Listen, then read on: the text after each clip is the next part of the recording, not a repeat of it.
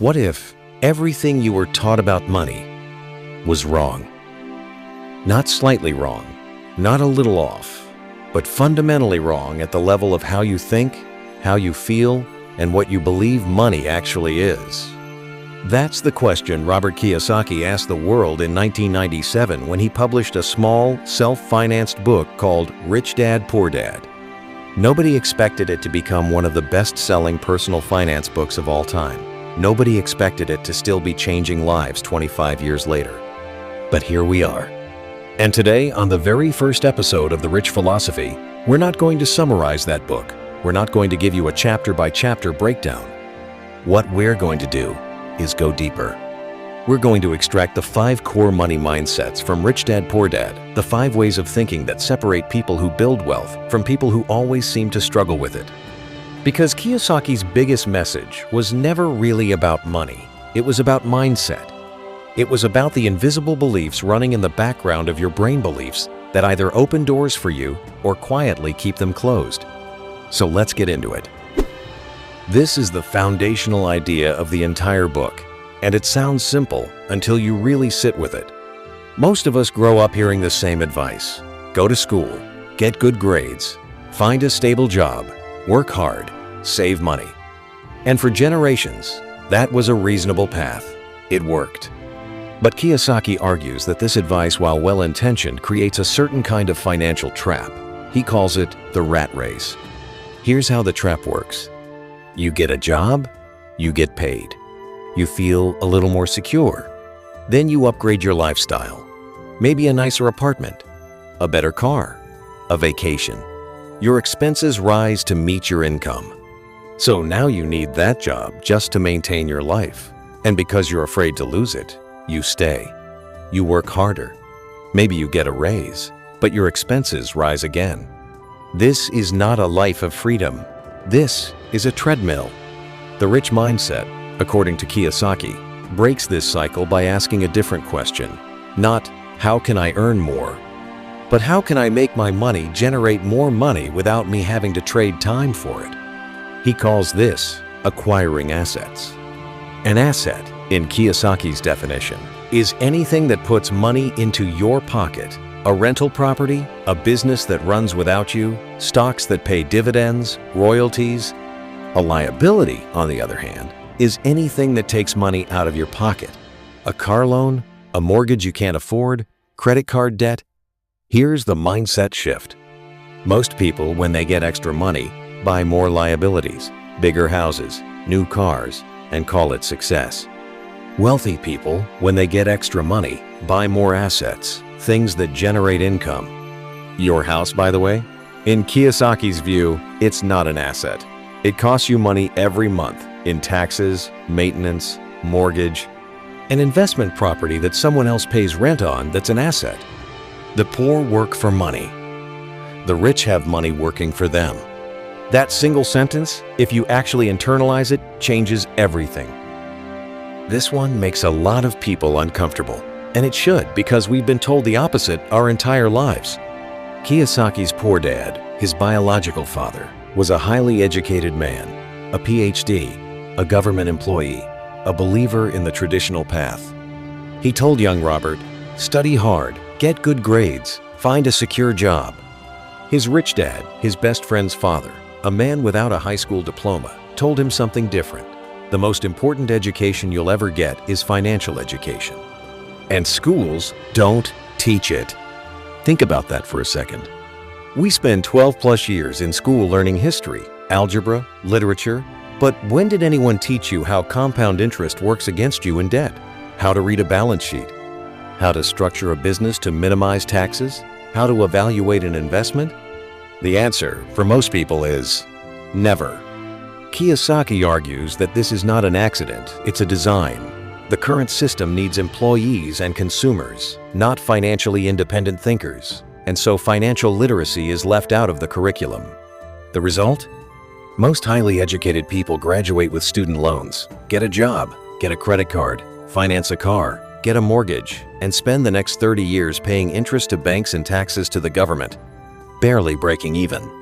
The rich dad mindset says, never stop learning about money. Read books on investing. Study tax strategy. Understand how businesses work. Talk to people who have built wealth. Learn the language of finance, because it's a language, and if you don't speak it, others will use it against you. A college degree might get you a better job. Financial education can get you freedom.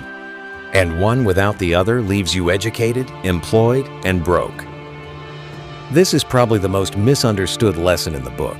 When Kiyosaki says, mind your own business, he doesn't mean ignore everyone else or be selfish.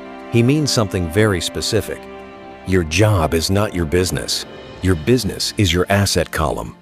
Here's what he means. When you work for someone else, you're building their business. You're growing their asset column. You might be loyal, hardworking, valuable, but at the end of the day, you're an expense on their balance sheet, and expenses get cut. Kiyosaki says, don't stop working your job, but while you're working your job, start building your business on the side. Start acquiring assets. Start creating income streams that aren't dependent on you showing up somewhere 8 hours a day. This is the origin of the side hustle culture. But Kiyosaki was saying this in the 90s. And the mindset goes even deeper than just starting a side business. It's about where your attention goes. Most employees are focused on their salary, how to get the next raise, the next promotion. The rich dad mindset says, focus on building your net worth. Focus on the assets you own, not the paycheck you receive. Because paychecks stop, businesses can be sold. Real estate generates passive income. Investments compound. The employee says, I work for the company. The entrepreneur says, the company works for me. That shift in perspective from worker to owner is one of the most powerful things you can internalize. You don't have to quit your job tomorrow, but you need to start thinking like an owner, even if your name isn't on the building yet. This lesson is one that makes people either nod slowly or get angry, sometimes both. Here's the uncomfortable truth Kiyosaki puts on the table. The wealthy don't just earn more money, they keep more of it because they understand how the legal system works and they use it. Most employees in America pay taxes before they get to spend their money. The government takes its cut first, and you live on the rest. This is called W-2 income, and it's the most heavily taxed income there is. Business owners and investors, on the other hand, often earn money, then spend it on business expenses, and then pay taxes on what's left. They buy things through their corporations: cars, travel, meals, home offices. These become business deductions. What you pay full price for out of your after-tax pocket, they pay for with pre-tax dollars.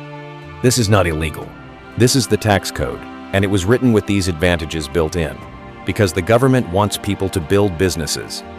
Businesses create jobs, produce goods, drive the economy, so they incentivize it through tax breaks. Kiyosaki's rich dad taught him, learn the tax code, use corporations as a tool. Understand that there's a difference between being legally liable for taxes and strategically minimizing how much you owe. Now, important note here, this isn't a license to cheat or dodge taxes. It's an argument for financial literacy, for understanding that the rules exist, they're legal, and wealthy people know them.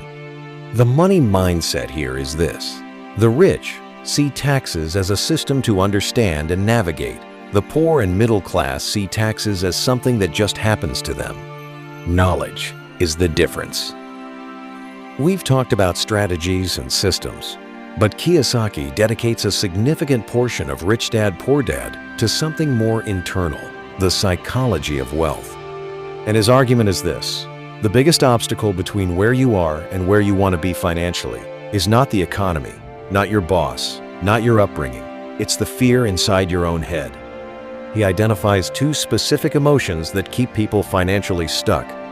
Fear, the fear of losing money, the fear of looking foolish, the fear of being judged.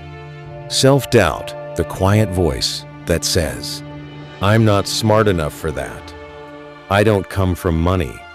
Investing is for other people. Here's what fear does. It keeps you in safe, comfortable mediocrity. You don't invest because you might lose. You don't start the business because it might fail. You don't negotiate your salary because they might say no. And while you're being safe, inflation is quietly eating your savings. and time, the most valuable asset in wealth building, is running out. Kiyosaki's Rich Dad had a powerful line about this. The rich know that losses are just lessons. The poor let the fear of losing stop them from playing the game. Now, he's not saying be reckless. He's not saying gamble your savings on crypto. He's saying become comfortable with calculated risk.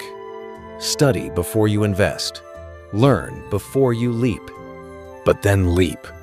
Because here's the math of staying safe. If you keep your money in a savings account earning 1 to 2% interest and inflation is running at 3 to 4%, you are losing money every year while feeling safe. Playing it safe is actually a slow loss. The rich mindset says, fear of losing is actually costing you more than losing would. Confront the fear. Get educated. Take action. Let's bring it all together. Rich Dad, Poor Dad isn't really a book about money. It's a book about how you think about money. And the 5 mindsets we covered today are: 1. Stop working for money. Start making money work for you. 2. Financial education is the most valuable education you'll ever get, and almost no one teaches it. 3. Mind your own business. Build your asset column, not just your career. 4. The rich understand taxes and use the legal system to their advantage. You can too. 5. Fear and self-doubt are the real enemies. Overcome them through knowledge and action. These ideas aren't magic. They're not get-rich-quick schemes. They're a philosophy, a different way of seeing the world, and your place in it. And that is exactly what this channel is about. The rich philosophy is not about hacks. It's not about shortcuts. It's about extracting the deepest, most powerful ideas from the greatest financial minds ever and making them real, clear, and actionable for you. If this video made you think differently about even one thing, that's a win. Hit subscribe, because next week, we're going deeper. We're going to look at the philosophy of scarcity versus abundance, how your core beliefs about whether there's enough in the world might be silently controlling every financial decision you make. This is the Rich Philosophy, and the journey is just getting started.